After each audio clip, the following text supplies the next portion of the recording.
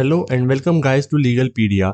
आज हम बात करेंगे इंडिया की one of the most significant and elite police agency that is CBI. आजकल सीबीआई बहुत ही ज्यादा चर्चे में है, चाहे वो बिहार में आरजेडी लीडर तेजस्वी से रिलेटेड मॉल में रेड हो या वेस्ट बंगाल में एससीसी स्कैम में lookout notice, and most recently Delhi excise policy scam में भी सीबीआई की इंक्वायरी चल रही है। आजकल लोग छोटे छोटे केस के लिए भी सीबीआई इंक्वायरी की डिमांड करते हैं, लेकिन ये सीबीआई है क्या, इसे कब और क्यों बनाया गया था, इसकी पावर्स एंड फंक्शंस क्या हैं, एंड कौन कौन से लॉज सीबीआई से रिलेटेड है। आज की इस वीडियो में हम इन सब चीज़ों के बारे में बात करने वाले हैं, तो वीडियो को लास्ट तक जरूर देखना। एंड अगर आप यूपीएससी के लिए अपीयर हो रहे हैं तो ये वीडियो आपके लिए बहुत ही ज़्यादा इंपॉर्टेंट है। सबसे पहले बात करते हैं व्हाट इज सीबीआई। सीबीआई की फुल फॉर्म है सेंट्रल ब्यूरो ऑफ इन्वेस्टिगेशन, जो काम करती है under Ministry of Personnel, Pension and Public Grievance, Government of India.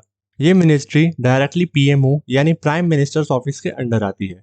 CBI India की प्रीमियर पुलिस एजेंसी है जो सिग्निफिकेंट रोल प्ले करती है in preserving values in public life and ensuring the health of the national economy.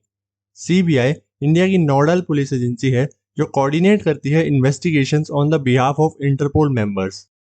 Conversion rate of CBI is 65 to 70%, and इसीलिए इसे सिर्फ India की ही नहीं बल्कि पूरे वर्ल्ड की one of the best investigation agency माना जाता है। CBI is not a statutory body. CBI को इन्वेस्टिगेशन की पावर्स मिलती है from the Delhi special police establishment Act DSPE 1946, and इसका हेडक्वार्टर न्यू दिल्ली में है। सीबीआई मेजर क्रिमिनल प्रोब्स को इन्वेस्टिगेट करती है, एंड ये इंडिया की इंटरपोल एजेंसी है। CBI is one of the most trusted police agency of India. अब चाहे वो बात हो पार्लियामेंट, जुडिशरी, गवर्नमेंट या फिर लोगों की, एवरीवन ट्रस्ट सीबीआई।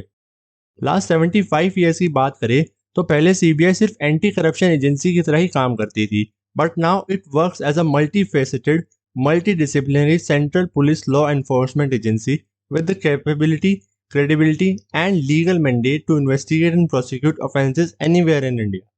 आइए अब बात करते हैं about history of CBI. British India में वर्ल्ड वॉर 2 के टाइम 1941 में स्पेशल पुलिस एस्टैब्लिशमेंट SPE बनाई गई थी। SPE का काम था to inquire into allegations of bribery and corruption in war related procurements. बाद में SPE को फॉर्मलाइज कर दिया गया एंड उसे गवर्नमेंट ऑफ इंडिया की एजेंसी बना दिया गया, जिसका काम था करप्शन के रिगार्डिंग एलिगेशंस को इन्वेस्टिगेट करना in various wings of government of India by enacting the Delhi special police establishment Act DSPE 1946। 1963 में SPE का नाम बदलकर CBI कर दिया गया, एंड अब CBI का काम था सीरियस क्राइम्स को इन्वेस्टिगेट करना। CBI को होम अफेयर मिनिस्ट्री के रेजोल्यूशन से एस्टैब्लिश किया गया था on the recommendation of Santhanam committee on corruption prevention. अब बात करते हैं motto and vision of CBI की। The motto of CBI is industry, impartiality, integrity. CBI works with the vision to preserve the Indian Constitution and the law of the land by conducting thorough investigations and successfully prosecuting criminal cases, offering leadership and guidance to police forces, and operating as the nodal agency for improving interstate and international law enforcement cooperation. अब आते हैं divisions under CBI की ओर। CBI की 7 divisions हैं जो आप नाम से ही समझ जाएंगे कि उनका काम क्या है। नंबर 1, एंटी करप्शन डिवीजन, जिसे दिल्ली स्पेशल पुलिस एस्टैब्लिशमेंट से बनाया गया है। Number 2, economic offences division. Number 3, special crimes division. Number 4, directorate of prosecution. Number 5, administration division. Number 6, policy and coordination division. Number 7, central forensic science laboratory. अब बात करते हैं CBI कौन कौन से केसेस हैंडल करती है। Number 1, anti corruption crimes. CBI investigate करती है केसेस जो प्रिवेंशन ऑफ करप्शन एक्ट के अंडर फॉल करते हैं। अगर इस एक्ट के अकॉर्डिंग कोई भी case public official, central government employees या फिर कॉर्पोरेशंस ओन्ड और controlled by the government of India and public sector undertakings से रिलेटेड आता है तो सीबीआई उसको इन्वेस्टिगेट करती है।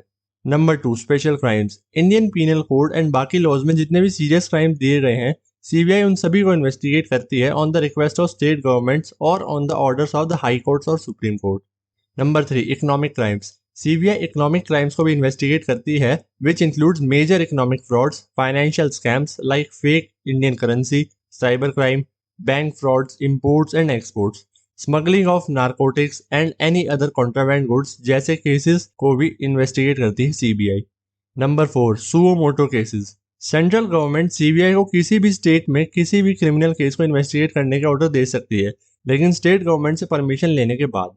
लेकिन सुप्रीम कोर्ट सीबीआई को कोई भी crime and all over India में कहीं भी इन्वेस्टिगेट के लिए ऑर्डर दे सकता है without taking any permission from the state government. अब बात करते हैं ऑर्गेनाइजेशनल स्ट्रक्चर ऑफ सीबीआई की। सीबीआई को हेड करते हैं एक डायरेक्टर जो होते हैं एक IPS officer with the rank of director general of police या फिर कमिश्नर ऑफ पुलिस। डायरेक्टर को सीवीसी एक्ट 2003 के बेसिस पे सेलेक्ट किया जाता है for a period of 2 years. CBI 5 ministries को रिपोर्ट करती है for different purposes. Number 1, ministry of home affairs for cadre clearance. Number 2, DOPT, department of personal training for administration, budget and induction of non IPS officers. Number 3, Union Public Service Commission UPSC for selection of officers above the rank of Deputy SP. Number 4, Law and Justice Ministry for public prosecutors. Number 5, Central Vigilance Commission for anti-corruption cases. According to the CVC Act 2003, the selection committee recommends a panel of officers for the director of CBI. It consists of number 1, Chief Vigilance Commissioner, that is chairperson. Number 2, Vigilance Commissioners, that are members. Number 3, Secretary of Home Ministry, that is a member. And number 4, Secretary for Coordination and Public Grievances in the Cabinet Secretariat, that is a member. When making recommendations, the committee considers the views of the outgoing director. Final selection is made by the Appointments Committee of the Cabinet from the panel recommended by the Selection Committee. अब बात करते हैं functions of CBI. CBI काम करता है as a India's point of contact with Interpol. CBI investigate करता है cases related to violation of economic and physical laws जैसे कि customs and central excise, export and import control, income tax, foreign exchange regulation and so on. हालांकि particular department concern की request and consultation पे ही CBI ऐसे cases investigate करता है। Other functions of CBI are number 1, coordination of the activities of various state police forces and anti corruption organisations. Number 2, investigate any case of public importance at the request of a state government. Number 3, investigate serious crimes with national and international ramifications that are committed by professional criminals or organized gangs. Number 4, keeping crime statistics and spreading criminal information. Number 5, CBI will no more require government's prior sanction to launch investigations against officers of joint secretary rank and above in corruption cases. अब बात करते हैं powers and sources of powers of CBI की। जैसा कि मैंने आपको बताया, सीबीआई गवर्नमेंट ऑफ इंडिया की प्राइमरी इन्वेस्टिगेशन एजेंसी है, लेकिन क्योंकि वो एक स्टैट्यूटरी बॉडी नहीं है तो उसको पावर्स मिलती हैं Delhi special police establishment act of 1946 से। The legal powers of investigation of the CBI are derived from the DSPE act 1946 which confers powers, duties, privileges and liabilities on the Delhi Special Police Establishment CBI and officers of the Union Territories. CBI can only investigate either by the notification or by the central government or by the orders of Supreme Court or High Courts. Its critical role is to prevent corruption and maintain administrative integrity. In matters pertaining to the Prevention of Corruption Act 1988, it works under the supervision of the CVC, Central Vigilance Commission. However, under Section 5, Subsection 1 of the Act, the central government can extend its jurisdiction to other areas, including railway areas and states, if the state government consents under the Section 6 of the Act. Because many of its investigators come from the Indian Police Service, the agency relies on the Home Ministry for staffing. The CBI also relies on the Ministry of Law for lawyers and lacks some functional autonomy. अब बात करते हैं challenges faced. Number 1, police agency. CBI को एक police agency माना जाता है and उन्हें सीआरपीसी के अंडर जो प्रोसीजर्स आते हैं वो फॉलो करने पड़ते हैं, एंड क्योंकि वो एक पुलिस एजेंसी है तो उसे स्टेट लिस्ट का मैटर माना जाता है as per Indian constitution. Number 2, manipulation by government. अब सीबीआई के जो सीनियर ऑफिसर्स होते हैं उनकी फ्यूचर में क्या पोस्ट होगी एंड कहाँ पे पोस्टिंग होगी, ये सब सेंट्रल गवर्नमेंट के कंट्रोल में होता है, इसलिए government can easily manipulate the investigations by CBI. Number 3, consent of the state. CBI को किसी भी स्टेट में इन्वेस्टिगेशन करने से पहले वहां की स्टेट का कंसेंट लेना पड़ता है।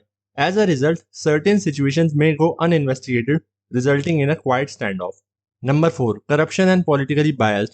सीबीआई पे पॉलिटिकली बहुत ही ज्यादा प्रेशर होता है एंड ऐसी ही बातें हमेशा से ही होती रही हैं। Number 5, CBI autonomy. The supreme court questioned the issue of the bureaus independence in the infamous Colgate corruption case, saying that the CBI has become the state's parrot, only screams echoing the master's voice. The Supreme Court then directed the center to make the CBI impartial and to guarantee that it operates free of any extraneous pressures. तो guys, ये थी details in regard to CBI. I hope you liked the video. If you liked the video, then do hit the like button and subscribe to my channel. and you can also follow me on Instagram. The link is in the description. I'll see you in the next video. Till then, goodbye.